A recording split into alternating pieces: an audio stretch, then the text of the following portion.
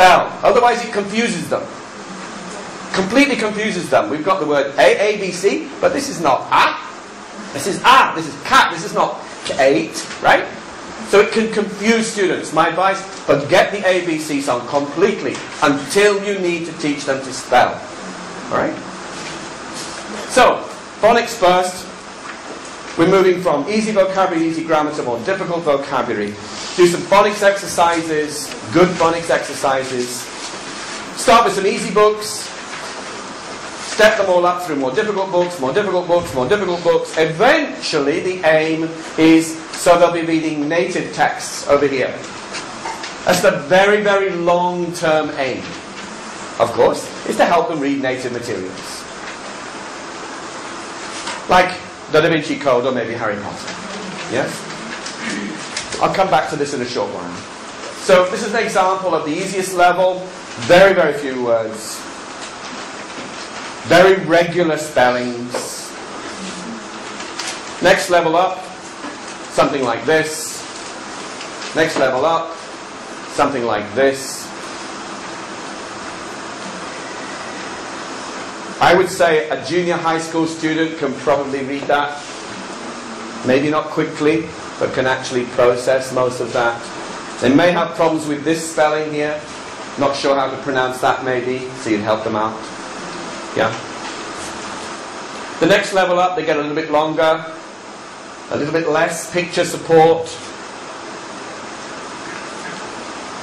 a little bit more difficult grammar, harder plot, increasing the vocabulary, we get a full page of text, right? The length of the book increases, they're reading more. And as we go up through intermediate levels, the texts are longer, 5,000 or 8,000 words. And so on and so on and so on through to the advanced level, but there's no picture support. They're just reading kind of like natives. And we step children through this. This is exactly what you did when your parents were teaching you to read at home. You started with books with very few words, lots of pictures, then add words, keep adding words, they get longer and longer, fewer and fewer and fewer pictures, and then you read native Korean materials. This is exactly the same process, but for second language learners. So the aim of graded reading is to recycle important and useful words and grammar time and time and time and time and time again. As we saw from the data, because the students are reading lots of text, they're meeting language again and again and again and again and again, which will help strengthen the language which course books for the teacher is helping them with. It will provide massive fluent reading practice. Why? Because they're reading smoothly and easily. It will help build reading speed, be enjoyable, probably enjoyable because they have chosen what they want to read. We'll come back to that later. It'll build their depth of knowledge of collocations, colligations, phrases. They'll pick up language, and importantly build up a sense of language. That is, knowing when do I say this or when do I say beautiful man or when do I say handsome man. Which one's the right thing to say? Right? They'll build up this sense of what feels right. Yeah? Do we say pepper and salt or salt and pepper? Mum and dad, dad or mum? Here and there or here? Right? But get this feeling of what's right. Now, do we say there and here or here and there in English? Okay. What about now and here and now? Okay, the rule is? You were here yesterday, don't say. What's the rule? Why do we say mum and dad, not dad and mum? Why is it boys and girls, not girls and boys? Girls and boys, not boys and girls. It's to do with high front vowels before low back vowels. Is the rule, right? The tendency. It's the same in Korean, I'm told. Yes? But you learned this implicitly. Nobody taught you this, but you got that sense of what feels right. Yes? So this is how kids need to learn. You can't teach them this. You cannot teach a sense of what feels right in English. Whether I say this or whether I say that. This collocation or that collocation. You can only help them learn it. You can't teach them it. It's too much to teach. So, they need to strengthen and consolidate their partly known language. Words they're still working with. Grammar they're still working with. So when reading extensively, it's really important that students should read. This is absolutely crucial. What do I mean by read? It's crucial that learners read at the right level. We talked before about the 4 different levels of reading. Reading pain, intensive reading, extensive reading, and then reading for fluency, for building reading speed. They have to read at the right level. If it's too difficult, the reading will be slow. There'll be speed bumps, and they won't be able to read a lot. They won't be able to read quickly. They have to read something quickly and enjoyably with adequate comprehension, so they don't need a dictionary. Read. Kids can understand this. When they're choosing something to read, you say to them, do you need a dictionary to read this? And they say, yes. Okay, it's a bit too difficult. Come back to it later. Do you need a dictionary for this? No, I think I'm fine. Great, cool. That's your level. But try to read it quickly, yes? So for fluency, it's very important they read. If one of these is not there, if they're not reading quickly, they're not reading extensively. They're not reading enjoyably, well, hopefully they will. If they're reading without comprehension, that's not extensive reading. And if they're reading with a dictionary, that's not extensive reading. So as I said, extensive reading means just read. So, just read. Yes? It's too hard, they'll read slowly if they need a dictionary. They'll also get tired and they will stop. The aim is fluency in speed, not learning new language. So, the idea of extensive reading is we add the reading to our existing program, we don't replace it. Yeah? It's not either or. It's not we have to do extensive reading or we do intensive reading. It's not that. They're 2 sides of the same coin. Intensive reading teaches stuff, extensive reading practices it. Okay? It's important they do both of those things. They have to read at the right level. This is the vicious circle of reading.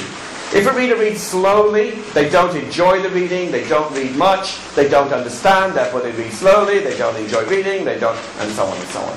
This is the bad cycle of reading. This here is the good cycle of reading, where they read faster, therefore they read more, they understand better, they enjoy reading, they read faster, da-da-da-da-da. This is what we need to develop in our students. This cycle of learning is really, really important to develop in our learners. Extensive reading is easy because the students just read. Okay? They just read. If the teacher interrupts their reading to teach something, then it becomes intensive reading.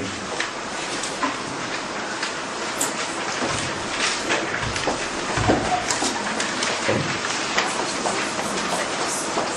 But once you've set your library up, there's very little that we need to do. How much time do I have? Oh, 10 minutes. So, setting up your library is a really important thing to do, and if I get time a little bit later, we can sort of quickly whiz through a few slides, but there's a handout that's available on my website that tells you everything you need to know about how to set up a reading program for your school and make it work. Okay. It's very important to get students involved with the library, get them to manage the library, get them to choose books, get them to tell you what they think about the books. At the end of the semester, I get my students to tell me which books they didn't like. I give them a pair of scissors and they're allowed to cut it up and put it in the rubbish bin. Or we send it back to the publisher. Sorry, we don't like your book. It really makes them think.